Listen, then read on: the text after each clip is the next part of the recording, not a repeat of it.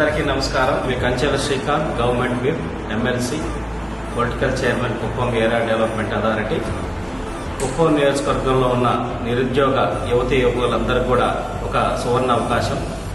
నారా చంద్రబాబు నాయుడు గారి ఆదేశాలతోటి కడా ఆధ్వర్యంలో 1M 1B వారి సహకారంతో 22/7/2025 రమారమి 20 కంపెనీలతోటి ఒక మెగా జాబ్ మేళా అనేది నిర్వహించడం జరుగుతుంది.